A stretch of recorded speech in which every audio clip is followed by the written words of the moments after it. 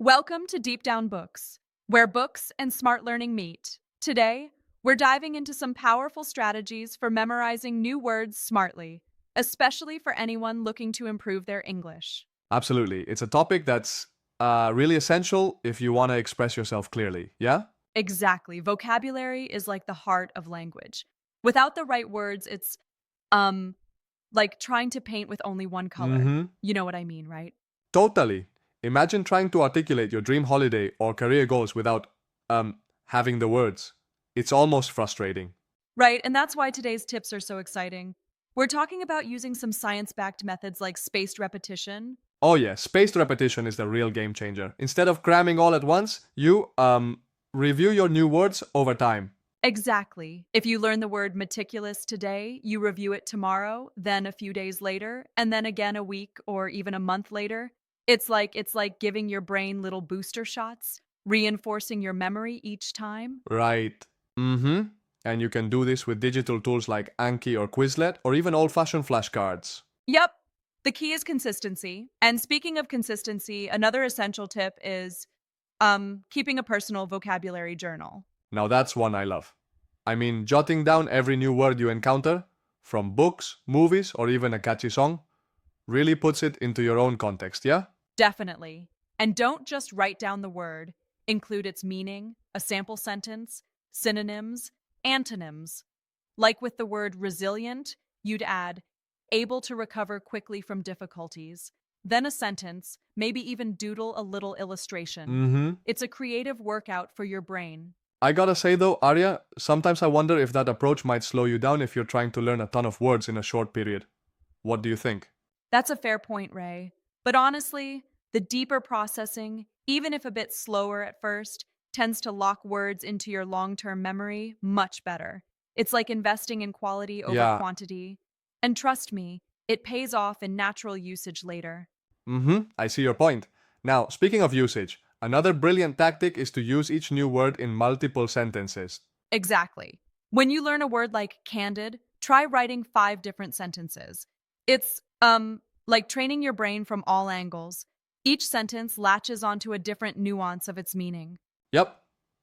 And this method makes sure you're not just memorizing definitions, but also the various contexts in which the word can pop up in conversation.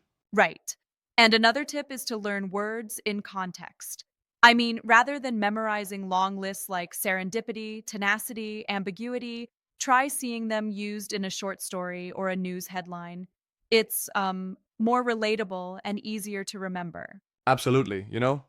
I always say the context is the spice that makes the word delicious to your memory. You really feel the word then. hmm Now let's spice things up a bit more with mnemonics. I mean, come on, who doesn't like a good memory trick? Take gregarious, which means sociable.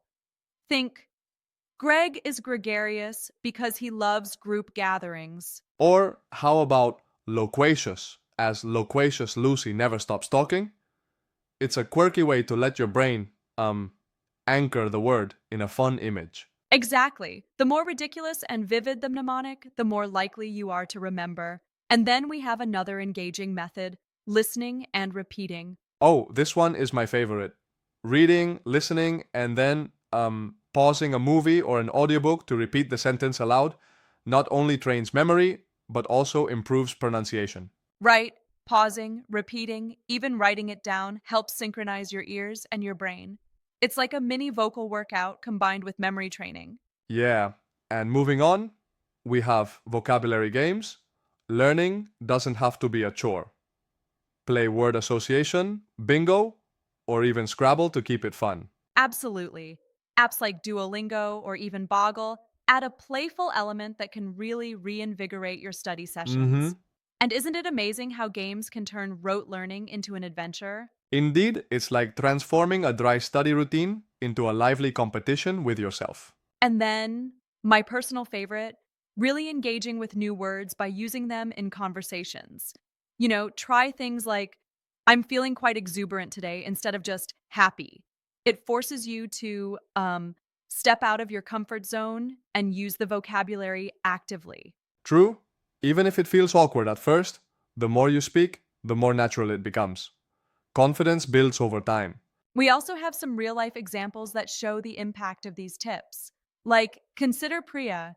She improved her vocabulary with spaced repetition and reading just a few pages a day, eventually scoring band 8 in IELTS. Or Ahmed from Cairo, who boosted his vocabulary and confidence by keeping a daily journal and joining an English club. It's so inspiring to hear how these techniques can genuinely transform communication skills. Absolutely. And there's more. Bonus techniques like visual mapping, where you create mind maps or concept trees to group related words. Right. Imagine starting with emotion at the center and branching out to words like joyful, exuberant, melancholic.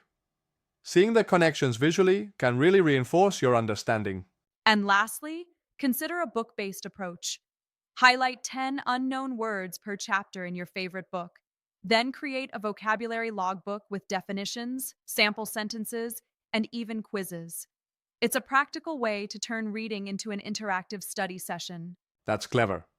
It makes reading doubly productive, engaging both your cognitive and creative sides.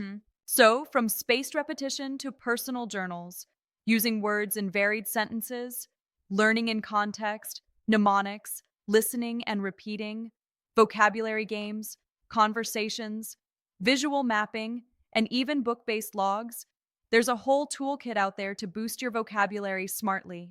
For sure. And the key is to mix and match these methods until you find the combination that works best for you.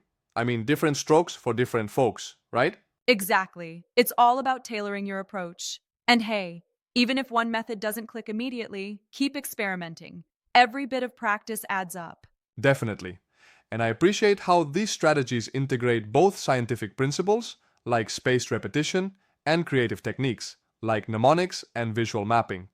It really gives a holistic way to enhance your language skills. Yeah, it's kind of like constructing your own personal language gym. Each method exercises your brain in a different way, helping you become more fluent and expressive. Well said.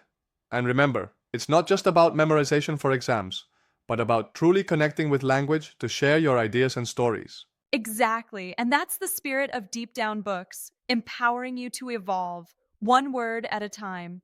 Thanks for tuning in and keep diving deep into learning. Until next time, keep practicing, keep exploring, and most importantly, have fun with the journey.